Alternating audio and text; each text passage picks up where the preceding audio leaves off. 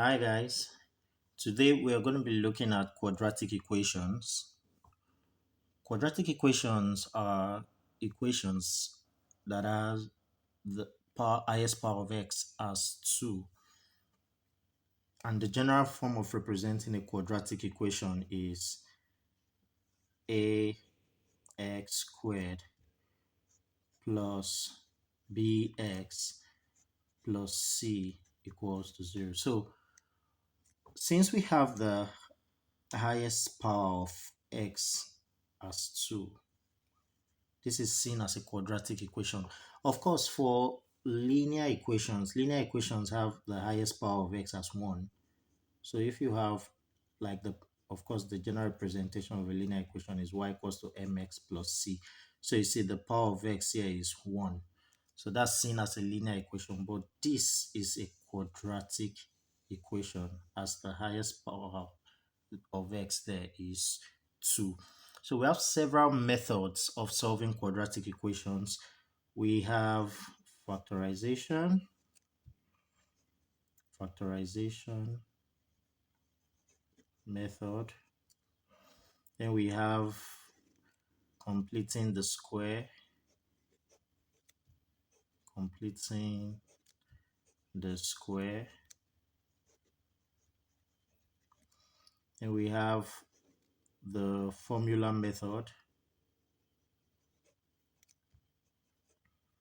of the formula method. And also we have the graphical method.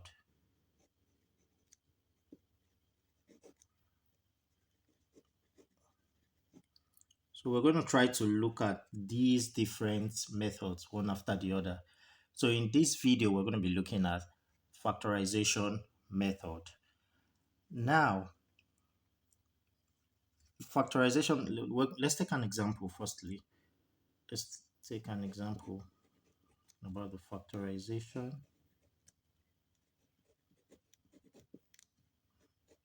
method. Now, for us to factorize, what does factorization mean? Factorization is simply the process of breaking down a particular number, okay, into smaller numbers that are factors of that number that you broke down. For example, 15 is a number. I can break 15 down to factors of 15, which is 3 and 5. So you see, 3 times 5 is going to give me 15. So that means 3 is a factor of 15. 5 is another factor of 15. So I've succeeded in factorizing 15. Okay, so now let's take an example to see how factorization works. Okay, so we are going to solve, okay, let's say examples.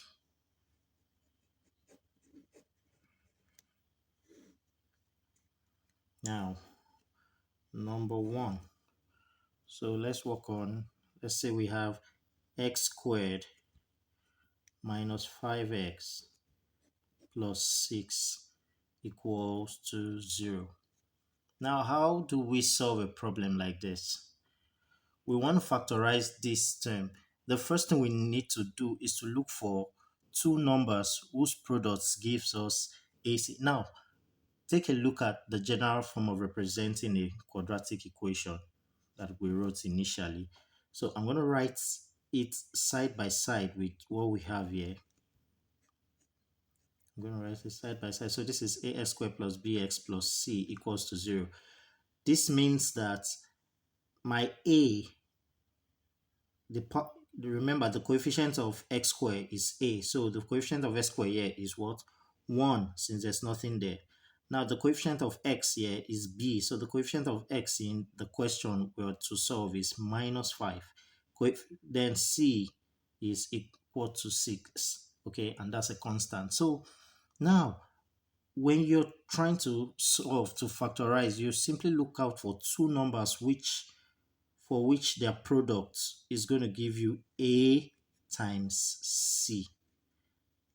Two numbers for which their product is going to give you a times c. That is, when you multiply those two numbers, you should get the product of A and C. So in this case, what are we looking for? The product of 1 and 6. So let me just write product is 1 times plus 6. So let me just write plus 6, which is equal to plus 6. Now, what about, now that same number must be able to give you sum. That same number, when you add those two numbers, when you add them together, you must get the B. You must get the B. Okay, so what is our B in the question we're to solve? It's minus 5. So the sum in our question is minus 5. So that's what we do. Now, how do we get these numbers? Very simple. You can get these numbers by firstly finding the product of A and C. In this case, our product is 6. So I'm going to write it 6. Then I'm going to list out all of the factors of 6. So what are the factors of 6? Factors of 6. Okay. Factors of 6. Now, what are the factors of 6? We have 1, we have 2, we have 3, and we have what? 6. 6 as the factors of 6. So what kind of combination can I use to get um, the product of 6 and sum of minus 5? So I'm going to start. If I try minus, okay, let me come over here. Now, if I try minus, okay, no, let me start with the positive. If I say plus 1 times plus 6, of course, that's going to give me plus 6, right? But what about the sum?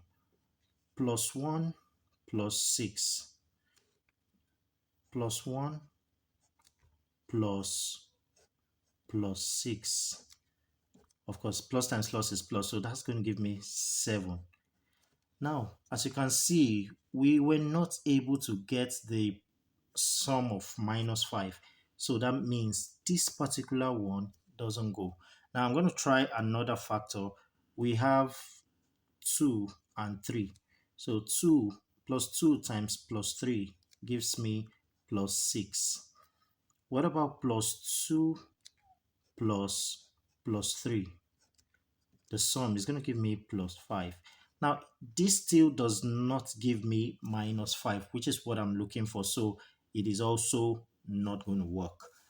Then I can try to, in such cases, you can try to play around with the signs and you might just be lucky enough to get the answer, the two numbers that works. So let's try to play around the signs.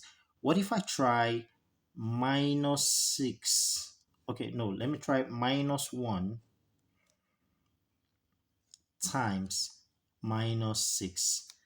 Now remember, minus times minus is plus. Then 6, 1 times 6 is 6. So this gives me plus 6. Now minus 1 plus minus 6. Minus times minus is minus. So this is going to give minus 7. So this also did not work. So what do? We still keep trying. Now let's try to look out for, let's use maybe minus 2 and minus 3 this time. So minus 2 times minus 3 is going to give me plus 6. Why? Because minus times minus is plus, 2 times 3 is 6. Now, minus 2 plus minus 3. What does it give me? Minus times plus is minus. So minus 2 minus 3 is minus 5. Wow. So we have the two numbers. Perfect. Now, once you've gotten your two numbers that works, okay, so the numbers are, let me write it. Yeah, the numbers are minus 2 and minus 3. So what do I do? Now I'm going to go back to the equation that we were given. The equation is x squared minus 5x plus 6 equals to 0. So these two numbers are going to replace this term minus 5x. So I'm going to write it again. X squared, this time I'm going to write minus 2x minus 3x plus 6 equals to 0. So that's how you solve problems of quadratic equations using factorization. Then the next step is to try to factor out. Between those two terms, what do we have that's common here? We have x common. So when I take off x from 2x and x squared, I'm going to be left with x here, of course, the negative sign, and then 2 here. Then I close my bracket. That's all. Then I'm going to go to the other side. We have minus 3x and 6. What's common here? We have 3 is common here, and 3 is also here. So I'm going to write minus 3, then x, then minus 2 equals to 0. Now, one way you must know whether or not you're correct is you must ensure that when you multiply out, it should take you back to what you have here. So let's try to do that. X times x is x squared. X times minus 2 is minus 2x. Minus 3 times x is minus 3x. Minus 3 times minus 2 is 6. So we are correct. So when you arrive at this point, then also take note of something. The numbers in the expressions in the bracket must be the same. In the case of factorization, they must be the same. So now I have x minus 2 here, x minus 2 here. Then I'm going to pick one. So my answer is I'm going to write x minus 2 and then this and this, x minus 3 equals to 0. Then at this point, it simply means that, remember, we're looking for a value for x. It simply means that x minus 2 equals to 0 or x minus 3 equals to 0. So therefore, x equals to 2 or x equals to 3. So this is my final answer when I try to factorize the quadratic equation x squared minus 5x plus 6. That is it. Very, very simple. Now we're going to take another example. We're going to take one more example quickly. So in this case, what do we do? Now, looking at what we have here, still remember what we said. I told you initially that this is the general form of representing a quadratic equation. Ax squared plus bx plus c equals to 0.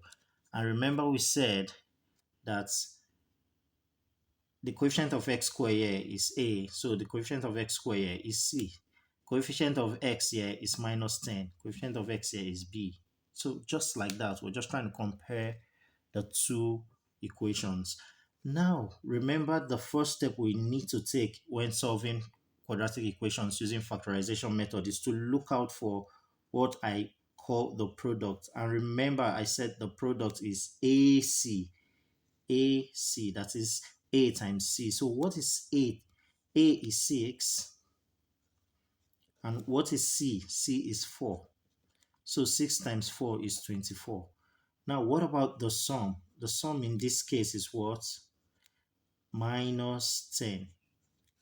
So very simple. Now, we're looking out for two numbers for which when we multiply them, we're going to get 24.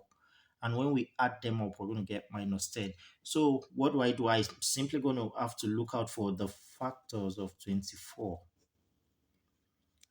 Factors of 24. Now, what are the factors of 24?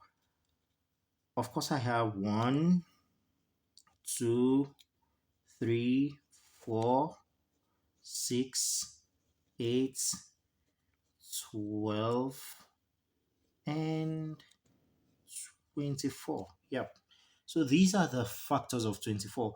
So I'm going to have to play around with the numbers, okay, that can combine to give me that. So let me pick, let's see, 6 and 4, more like it. So let me try plus 4 times minus 6. Of course, that's going to give me minus 24. And of course, we're looking for plus 24, so it doesn't work. Okay, it won't work. So I'm going to try something else. So I'm going to try minus 4 times minus 6. Now, minus 4 times minus 6 is going to give me plus 24. Then minus 4 plus minus 6. Remember, plus times minus is minus. So minus 4 minus 6 is minus 10. Yep, so we got it. So the numbers we are to work with are, the numbers are minus 4 and minus 6. Good. So what do we do next? Remember, I'm going to go back to the equation we're to solve. We have 6x squared minus 10x plus 4 equals to 0. Remember, I said once you've gotten the two numbers, then you need to replace the middle term with those numbers. So let's go. 6x squared minus 4x minus 6x plus 4 equals to 0. Now the next step to do is to factorize proper. We've got 6x squared and we've got 4x. What are the common terms here? Of course, these are even numbers, so 2 can go. So I have 2 here and also x. So 2x, and I'll be left with 3x here.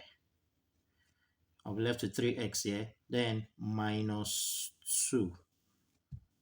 Then I also have what's going to be common here. The same thing, 2. 2 is common. Then I'm going to be left with what? 3x. Yep. And minus 2. Yeah. So remember what we said, that this and this must be the same when factorizing. Then you pick one of it, 3x minus 2 and 2x minus 2 is equal to 0. So at the end of the day, we have 3x equal to 2 or 2x equals to 2. That means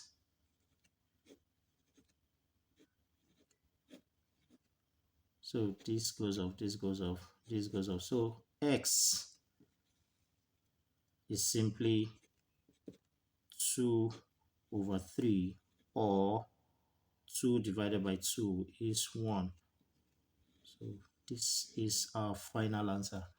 So I hope you can now solve problems, quadratic equations, using the factorization method.